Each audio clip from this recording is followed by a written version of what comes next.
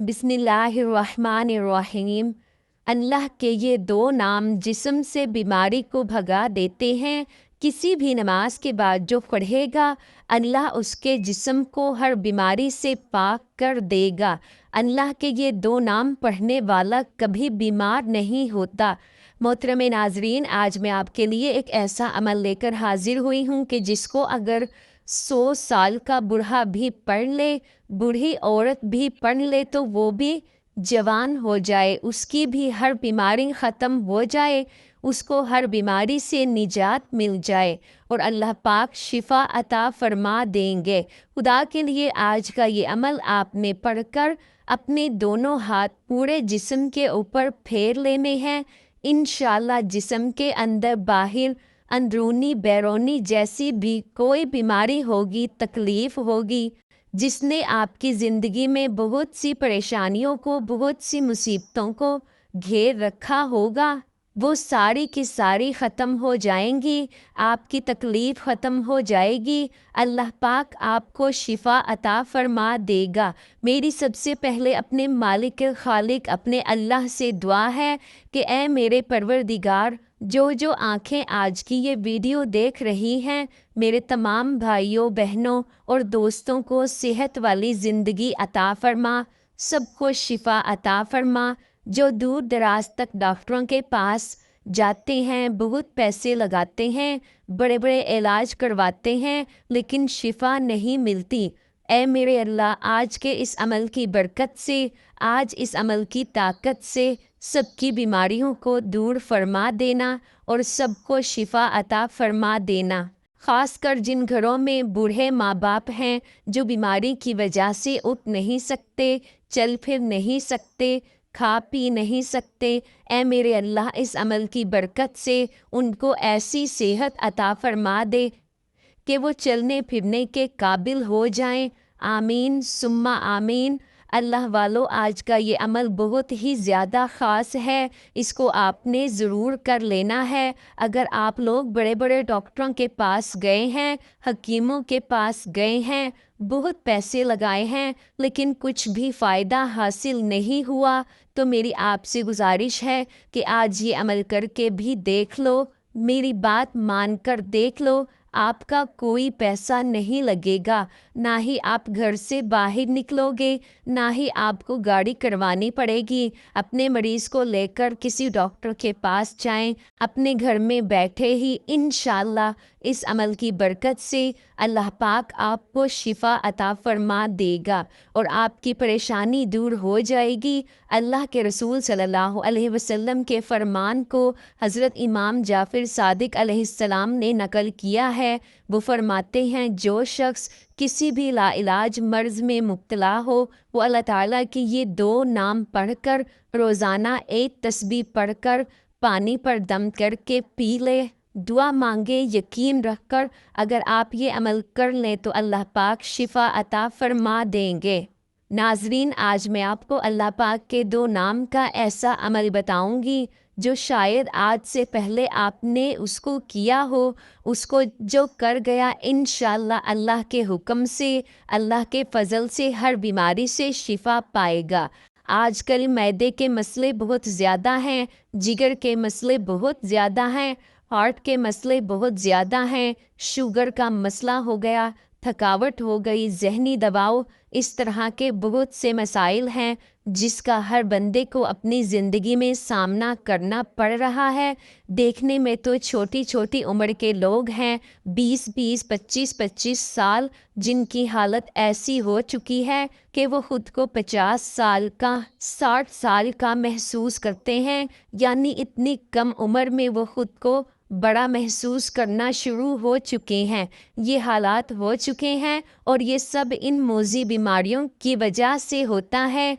इंसान जब बीमारियों से आजिज़ आता है तो डॉक्टर भी उसे रूहानी इलाज का मशवरा देते हैं। अब तो बहुत से अस्पतालों में कुरान थेरेपी शुरू हो चुकी है।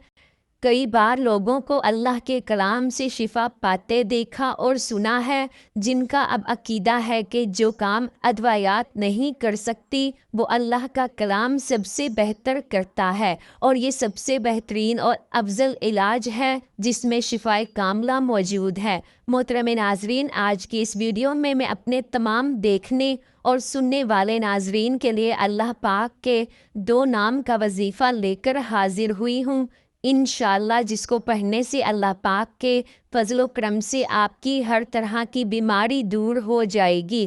آپ کی ہر طرح کی اندرونی بیرونی جس طرح کی بھی بیماریاں ہوں گی، اللہ پاک آپ کو ہر طرح کی بیماریوں سے شفا عطا فرما دیں گے۔ ناظرین، جیسا کہ آپ سب کے علم میں ہے کہ آج کے دور میں بیمار ہو جانا کوئی بڑی بات نہیں۔ ایسے لوگ بھی دیکھنے کو ملتے ہیں جن کو کوئی بیماری نہیں لگی ہوتی، صحت مند ہوتے ہیں، تندرست ہوتے ہیں، لیکن اچانک بیماری ان کو گھیر لیتی ہے اور پھر اچانک ان کی وفات ہو جاتی ہے اور وہ اللہ تعالیٰ کو پیارے ہو جاتے ہیں۔ اور کچھ لوگ ایسے بھی دیکھنے کو ملتے ہیں جن کو مہینوں تک، سالوں تک بیماری نے گھیر رکھا ہوتا ہے۔ یعنی کہ آج کے اس دور میں ہمیں بہت سے لوگ ایسے دیکھنے کو ملتے ہیں جو طرح طرح کی بیماریوں میں مبتلا ہیں۔ میں دعا کرتی ہوں کہ اللہ پاک ہم سب کو صحت مند اور تندرستی والی زندگی عطا فرمائے اور ہماری بیماریوں کو دور فرما کر ہم سب کو شفا عطا فرمائے، اور جتنے بھی لوگ ہسپتالوں میں موجود ہیں، بیماریوں کی وجہ سے پریشان ہیں، اللہ پاک ان سب کی بیماریوں کو دور فرما کر ان کو ہر طرح کی محتاجی سے محفوظ رکھیں۔ ناظرین، اگر آپ اللہ تعالیٰ کی ذات پر پورا یقین اور بھروسہ رکھتے ہوئے اس وظیفے پر عمل کر لیتے ہیں تو انشاءاللہ آپ کے جسم سے ہر طرح کی بیماری ختم ہو جائے گی، ہر طرح کی بیماری مر جائے گی۔ ناظرین، یاد رکھیں، اگر آپ کے گھر میں کوئی بھی بیمار ہے تو آپ اس کو ڈاکٹر کے پاس لے جانے سے پہلے آج کا یہ عمل ایک مرتبہ ضرور کر کے دیکھیں۔ اس کے بعد بھی آپ چاہیں جہاں مرضی اپنے مریض کو لے کر جاتے رہیں، اللہ پاک کے فضل و کرم سے ہر بیمار شخص صحت مند ہو جاتا ہے، تندرست ہو جاتا ہے اور بیماریوں سے پاک صاف ہو جاتا ہے۔ ناظرین، تقریباً ہر انسان کو اپنی زندگی میں چھوٹی بڑی بیماریوں کا سامنا کرنا پڑتا ہے۔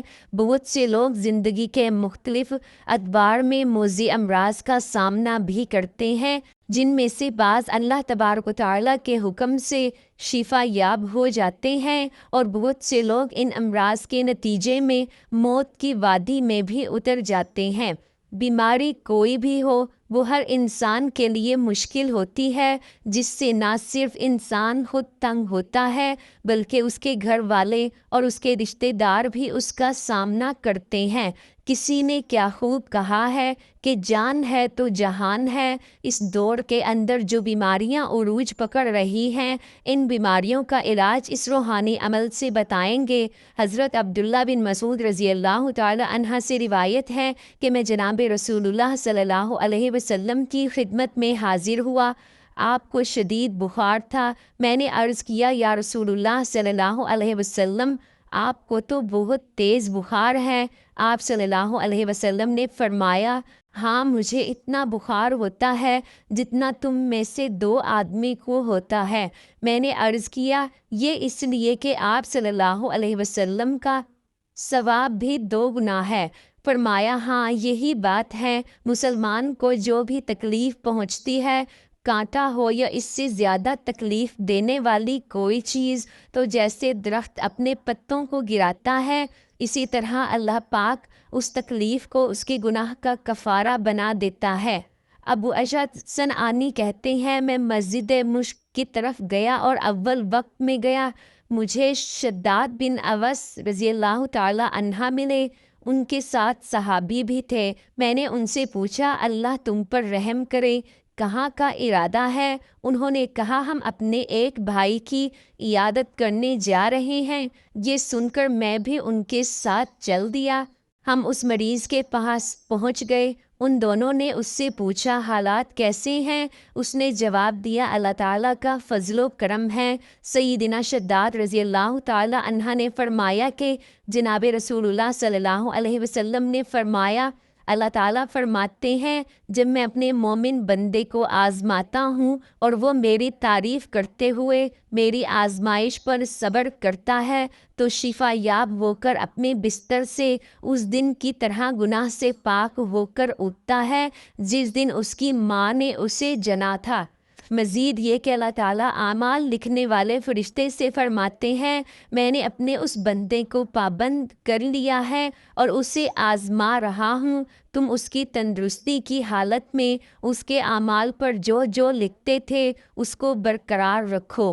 ان احادیث سے معلوم ہوتا ہے کہ بیماری سے انسان کے گناہ معاف ہو جاتے ہیں اور اس کے ذریعے انسان کو اللہ تعالیٰ بہت بڑا اجر عطا فرماتے ہیں، بشرطیکہ کہ وہ اس پر صبر کرے، ناشکری اور واویلا نہ کرے۔ مزید یہ کہ اس کے احسانات میں سے ایک احسان یہ بھی ہے کہ بیمار آدمی کو بیماری کی حالت میں ان اعمال جن کو وہ تندرستی کی حالت میں کا اجر کیے بغیر ملتا رہتا ہے۔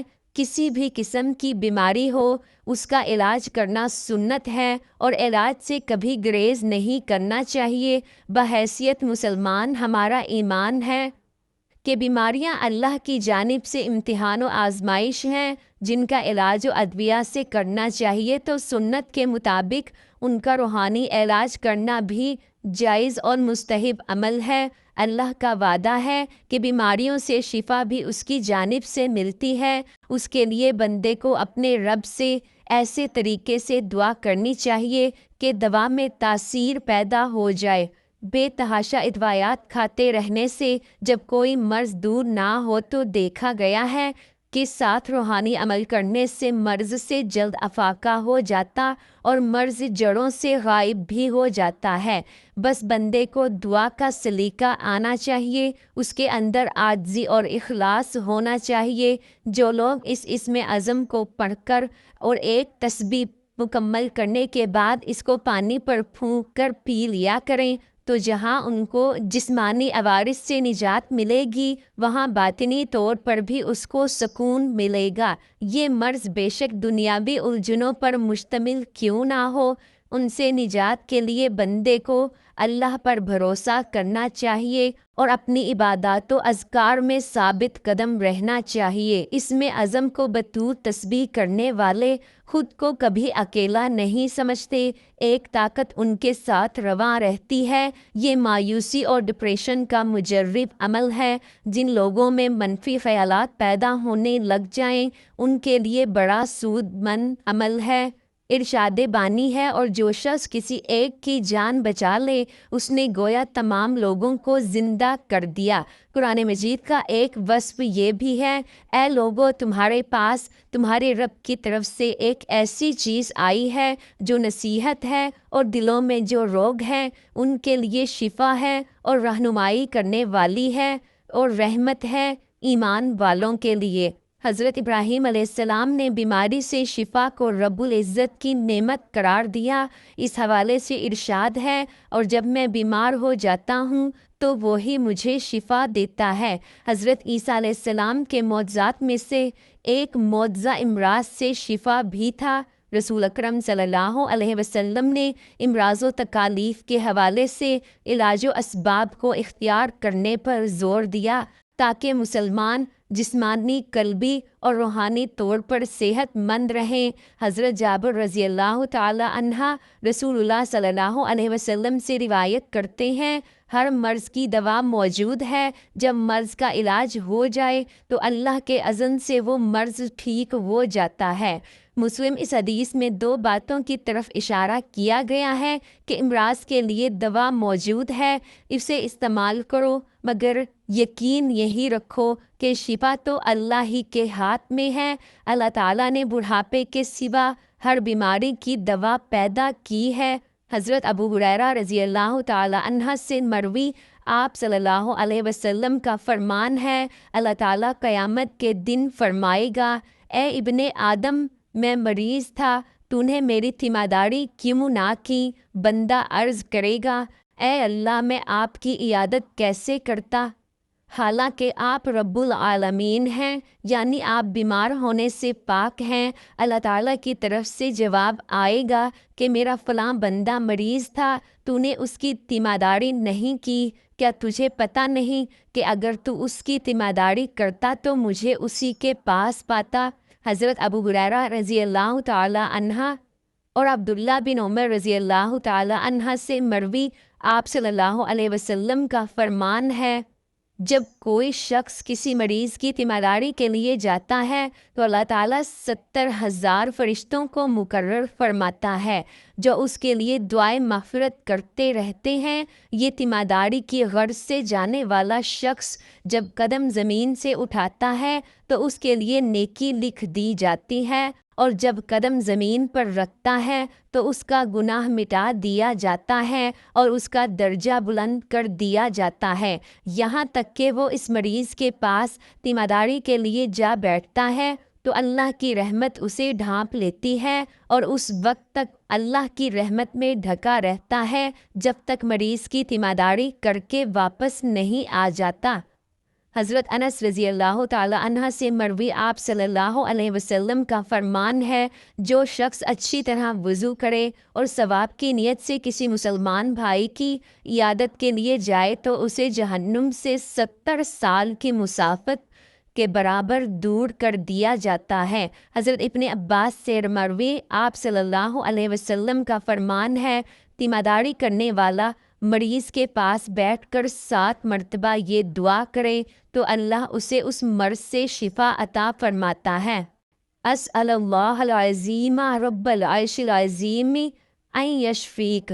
اس کے علاوہ کوئی بھی دعائیں احادیث میں آئی ہیں، اس لیے ڈاکٹر بشرط ایمان ان سب اجر و ثواب کا اس وقت تک حقدار ہوتا ہے جب وہ نیک نیتی اور خدمت خلق کے جذبے سے یہ امور انجام دے۔ مریض کو تسلی کے کلمات کہنا ہی عیادت ہے جو کہ عبادت ہے، اس کے بعد اس کا علاج معالجہ کرنا مزید باعث اجر ہے۔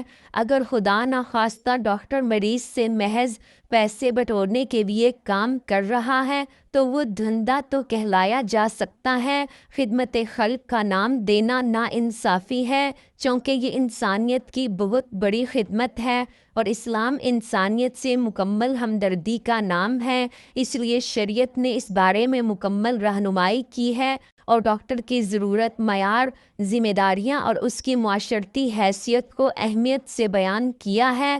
اللہ تعالیٰ نے اس کائنات میں زہر کے ساتھ ساتھ اس کا تریاق بھی پیدا فرمایا ہے اور بیماریوں کے ساتھ ساتھ اس کا علاج بھی۔ رسول اللہ صلی اللہ علیہ وسلم نے ارشاد فرمایا، اللہ تعالیٰ نے بڑھاپے کے سوا ہر بیماری کی دوا پیدا کی ہے، اب یہ انسان کا کام ہے کہ وہ اللہ تعالیٰ کی دی ہوئی عقل اور تجربے کی قوت کو استعمال کرتے ہوئے دواؤں کو دریافت کرے۔ اس کام کو میڈیکل سائنس اور ڈاکٹرز انجام دیتے ہیں، اس لیے اس میں کوئی شبہ نہیں کہ انسانی خدمت کے پہلو سے ان کی خدمات نہایت اہم ہیں۔ بھوکے کو کھانا کھلانا، محتاج کو کپڑے پہنانا، معذور کے کام میں ہاتھ بٹانا اور ضرورت مند کی حاجت پوری کرنا، یہ سب مخلوق کی خدمت ہے، لیکن انسان سب سے زیادہ خدمت کا محتاج اس وقت ہوتا ہے جب وہ مریض ہو۔ بیماری انسان کو اس مقام پر پہنچا دیتی ہے کہ کھانا موجود ہونے کے باوجود وہ کھا نہیں سکتا، ہاتھ پاؤں سلامت ہیں لیکن وہ ایک قدم چل نہیں سکتا اور تیمارداری اور مددگاروں کے رحم و کرم کا محتاج ہو جاتا ہے۔ اس لیے رسول اللہ صلی اللہ علیہ وسلم نے مریض کی عیادت اور تیمارداری کو بے حد اجر کا باعث قرار دیا ہے۔ آپ صلی اللہ علیہ وسلم نے فرمایا، جب تک ایک شخص مریض کی عیادت میں رہتا ہے گویا وہ جنت کے باغ میں ہے۔ اس طرح ڈاکٹر گویا اپنی ڈیوٹی کے پورے وقت اس حدیث کا مصداق ہوتے ہیں۔ رسول اللہ صلی اللہ علیہ وسلم نے ارشاد فرمایا، کہ لوگوں میں سب سے بہتر وہ ہے جو لوگوں کو سب سے زیادہ نفع پہنچائے، اور کون ہے جو انسانوں کے لیے ڈاکٹر اور معالج سے بڑھ کر نافع ہو۔ اس طرح گویا حضور صلی اللہ علیہ وسلم کی بارگاہ سے ڈاکٹر کو خیر الناس، بہترین انسان کا ایوارڈ ملا ہے۔ ان سے بڑھ کر اور کیا اعزاز ہو سکتا ہے؟ واقعہ یہ ہے کہ وہ گروہ انسان کا سب سے بڑا محسن ہے، اور اس نسبت سے ان کی توقیر و تکریم معاشرے کا فریضہ ہے۔ بعض دفعہ ایسا ہوتا ہے کہ علاج سے جلدی فائدہ نہیں ہوا یا مریض کی موت واقع ہوئی تو لوگ ڈاکٹر سے الجھ جاتے ہیں، اور بعض دفعہ تو اس کی جان کے بھی لالے پڑ جاتے ہیں۔ یہ غیر سنجیدہ طرز عمل ہے، اس لیے کہ علاج تو انسان کے اختیار میں ہے، لیکن صحت و شفا اللہ کی مشیت کے بغیر حاصل نہیں ہوتا۔ جو شخص جس مقام کا حامل ہوتا ہے اسی نسبت سے اس کی ذمہ داریاں بھی ہوتی ہیں، اس لیے ڈاکٹر اور معالج حضرات کو اپنی ذمہ داریوں پر بھی توجہ دینی چاہیے۔ ڈاکٹر کا بنیادی فریضہ یہ ہے کہ وہ اس پیشے میں خدمت کے پہلو کو مقدم رکھے۔ ہم یہ تو نہیں کہہ سکتے کہ وہ مریضوں کا مفت علاج کریں اور اپنے گھر سے دوائیں لا کر کھلا دیں، لیکن یہ ضرور ہے کہ اس پیشے کو محض تجارت اور بزنس نہ بنا دیا جائے، اور اجرت کے ساتھ ساتھ اجر کے پہلو کو بھی ملحوظ رکھا جائے۔ اس وقت صورتحال یہ ہے کہ تعلیم اور علاج نے ایک زبردست کاروبار کی صورت اختیار کر لی ہے، اور معاشی کشش کی وجہ سے بہت سے ہوٹل اسپتالوں میں تبدیل ہو گئے ہیں۔ ڈاکٹروں کی فیس مریض کے لیے ناقابل برداشت بوجھ بن گئی ہے۔ پھر فیس کے سلسلے میں بھی ایک نئی روایت یہ قائم ہو رہی ہے کہ مریض جتنی بار مشورے کے لیے جائے ہر بار فیس ادا کرے۔ اس طرح بعض اوقات ہر ہفتہ ڈاکٹرز فیس وصول کر لیتے ہیں۔ پھر آمدنی کے بالواسطہ ذرائع بھی پیدا کر لیے ہیں۔ دوائیں لکھی جاتی ہیں اور مخصوص و متعین دکانوں سے دوا خرید کرنے کو کہا جاتا ہے تاکہ ان سے کمیشن مل سکے۔ مریض پر بوجھ ڈالنے اور اپنی جیب بھرنے کے لیے ایسا بھی ہوتا ہے کہ جو دوائیں پہلے لکھی گئی تھی ابھی وہ ختم بھی نہیں ہوئی کہ دوا تبدیل کر دی جاتی ہے، اور اسی فارمولے کی دوسری دوا جس کا نام کمپنی بدل جانے کی وجہ سے بدلا ہوا ہوتا ہے لکھ دی جاتی ہیں۔ بیچارے مریض کو ڈاکٹر صاحب کی اس ہوشیاری کی خبر بھی نہیں ہوتی۔ یہ بھی دیکھا گیا ہے کہ جتنی دوا مطلوب ہے اس سے زیادہ لکھ دی گئی ہے، اور چند دنوں میں نسخہ بدل دیا گیا اور زائد دوائیں بیکار ہو گئیں۔ یہ بھی ہوتا ہے کہ نقلی دوائیں یا ایسی دوائیاں جن کی مدت ختم ہو چکی ہے دی جاتی ہیں، اور معیاری دوائیوں کی قیمت وصول کی جاتی ہے۔ بے مقصد ٹیسٹ کرائے جاتے ہیں۔ مریض نے اگر کسی دوسرے ڈاکٹر سے ٹیسٹ کرایا ہو تو چاہے وہ رپورٹ دو دن پہلے ہی کی کیوں نہ ہو، لیکن نیا ڈاکٹر پھر سے پورے ٹیسٹ کراتا ہے، اور یہ بھی ضروری قرار دیا جاتا ہے کہ ڈاکٹر نے جس پیتھولوجسٹ کا مشورہ لیا ہے اسی کے ہاں ٹیسٹ کرایا جائے۔ ان اقدامات میں مخلصانہ جستجو تحقیق کا جذبہ شاذ و نادر ہی ہوتا ہے۔ اکثر اس کا مقصد زیادہ سے زیادہ کمانا اور اپنی جیب بھرنا ہوتا ہے۔ ایسا بھی ہوتا ہے کہ ایک ڈاکٹر دوسرے ڈاکٹر یا کسی خاص ہاسپٹل کو مریض ریفر کرتا ہے۔ یہ تمام صورتیں اگر مریض کی بھلائی کے جذبے سے ہوں تب تو ان کی افادیت سے انکار نہیں کیا جا سکتا، لیکن افسوس کہ ان سب کا مقصد کمیشن کھانا ہوتا ہے۔ دوائیوں پر کمیشن، ٹیسٹ پر کمیشن، مریض کے بھیجنے پر کمیشن، اور جہاں جہاں ممکن ہو وہاں سے کمیشن کا حصول۔ ان کمیشنوں اور ان کی بڑھتی ہوئی شرحوں نے مریض کی کمر توڑ دی ہے، اور غریب لوگوں کے لیے اسپتال جانے کا تصور بھی ایک بوجھ ہوتا جا رہا ہے۔ یہ کمیشن فقہی اعتبار سے رشوت ہے، اس کا لینا حرام ہے اور اس میں واسطہ بننا بھی حرام ہے۔ یاد رکھیے، اسلام میں جہاں حقوق اللہ کی اہمیت ہے وہیں حقوق العباد کو بنیادی اور دوہری اہمیت دی گئی ہے۔ حقوق العباد میں خدمت خلق بنیادی اہمیت کا حامل شعبہ ہے، اور خدمت خلق کے شعبے میں بیمار اور مریض افراد کا علاج، معالجہ اور ان کی خدمت ایک عظیم نیکی ہے۔ اگر ڈاکٹر حضرات اپنے اس پیشے میں اخلاص و ایثار کا مظاہرہ کرتے ہوئے اپنی ذمہ داری پوری کریں تو بلاشبہ یہ انسان کی خدمت اور ایک عظیم نیکی ہوگی۔ ناظرین، آپ نے 111 مرتبہ یا اللہ یا سلاموں کو پڑھ کر مریض کے اوپر دم کرنا ہے۔ انشاءاللہ اللہ پاک کے فضل و کرم سے جیسے جیسے آپ یہ عمل کرنا شروع کریں گے، مریض کی بیماری کم ہونا شروع ہو جائے گی، اس کی تکلیف کم ہو جائے گی اور اس کے جسم سے بیماری ختم ہو جائے گی۔ ناظرین، اس عمل کو آپ نے لازمی کر لینا ہے۔ 111 مرتبہ پڑھ کر آپ نے مریض پر دم کرنا ہے۔ انشاءاللہ اللہ پاک شفا عطا فرما دیں گے۔ ناظرین، ہم سب جانتے ہیں کہ صحت اللہ کی بہت بڑی نعمت ہے، لیکن ہر انسان کبھی نہ کبھی کسی نہ کسی مرض یا بیماری میں ضرور مبتلا ہو جاتا ہے، تو ہمیں اللہ پاک سے دعا کرنی چاہیے کہ اللہ پاک ہم سب کی بیماریوں کو دور فرمائے اور ہم پر اپنا خاص فضل و کرم عطا فرمائے۔ آمین۔ جزاک اللہ۔